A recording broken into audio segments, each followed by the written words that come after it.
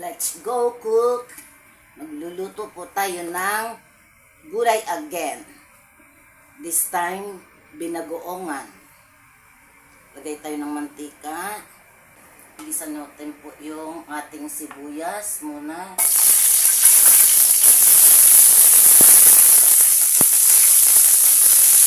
Hindi ko po alam kung anong tawag dito. Kung dinengdeng or ano. Parang dinengdeng eh. Kasi ang alam ko yung pinapakuluan lang is laswa. Ito po dinengdeng. May dinengdeng din po yatang hindi ginigisa. Pero ako po, gusto ko siya igisa. Eh kasi naman yung aking mantika healthy naman.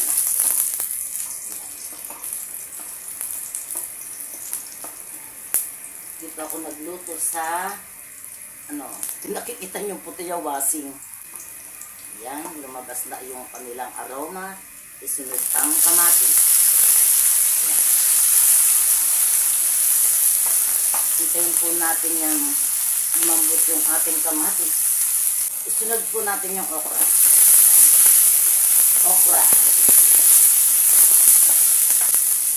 Ating sabawan muna po. Ang ilalagay ko po sasabay natin yung mugmog. Yan. Yung hipon na alamang na tuyo. Takpan natin. Yan, takpan natin. Tayo natin ng bagong isda. Pinaka alat natin.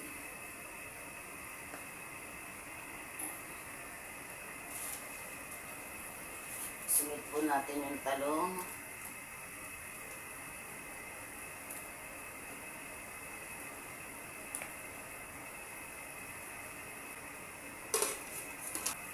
Sunod natin yung pinaka-paborito kong gulay. Yung alugbati. Ang hirap pala ng ganito, guys. Yung nagluluto ako sa ano ba yung tawag doon? Yung minigasol. Dito ako nagluluto kaya ako yuko-yuko. Dati kasi ginagamit ko dito sa sa West Hill Village, yung inverter na kalan. Kaya nakapatong ako sa lababo. Ay, hindi pala, yung kalan pala nakapatong sa lababo. Ayan.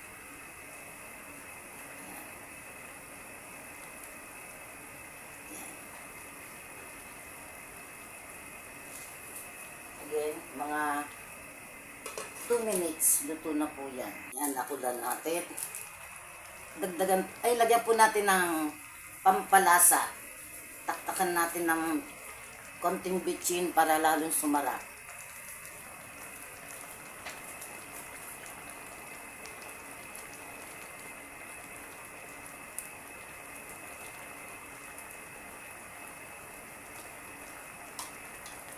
Yan, tikman po natin kung tama sa timpla.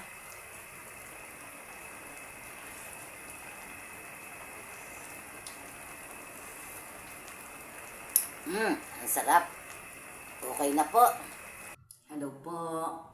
Ito na yung ating nilutong alugbati na dinengdeng. Ayan po. Kain po tayo.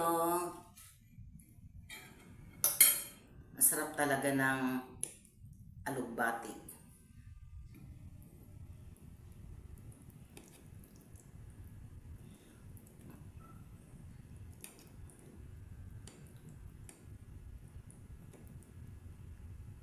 Yan, with okra.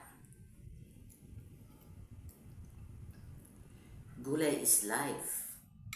Lalo na sa katulad kong may edad na rin.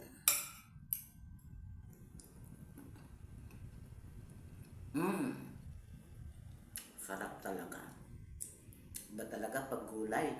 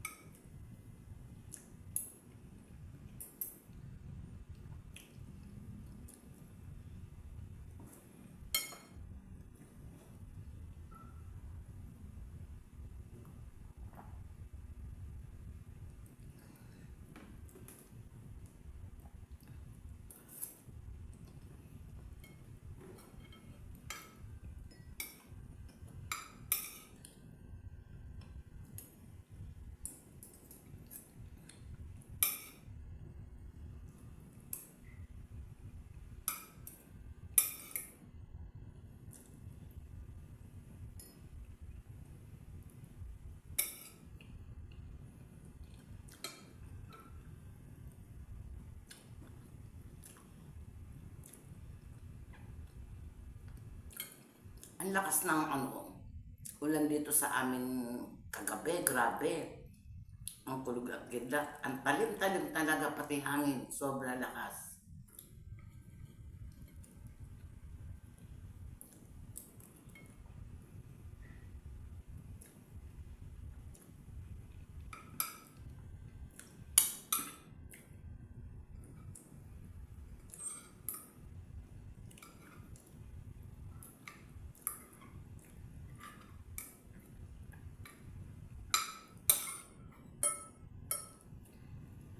Kita ko sa balita sa Cebu, sobrang baha.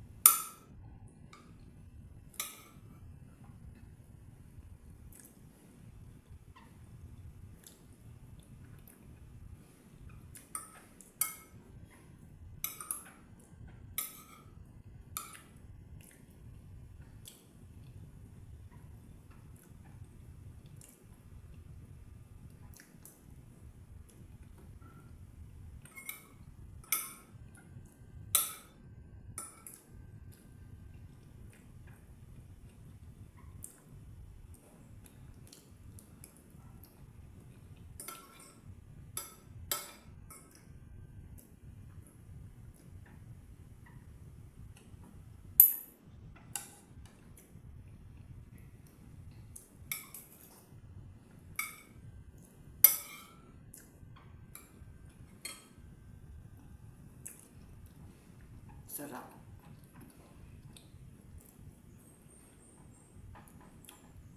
Umulan nga ng malakas kagabi, pero kinabukasan, maaga pa lang kanina, mainit na, mainit na. Although hindi pa masyadong sikat ang araw. Mainit na rin. Ba't kaya ganun ang panahon ngayon? Dapat, malamig pa rin ang pakiramdam mo dahil nabasa ang lupa, nabasa lahat, ganun. Pero hindi, mainit pa rin. Grabe na, iba na talaga ang panahon ngayon. Kasi wala na tayong puno, nabawasan na lahat ng puno. Wala na. Nakakatakot nito. Pag dumating yung El Niño. El Niño nga, grabe na, sobrang init eh. Marami ang nahihit, stroke, ganyan. Pero pagdating ng El Niño naman, bambaha naman, ang daming apektado.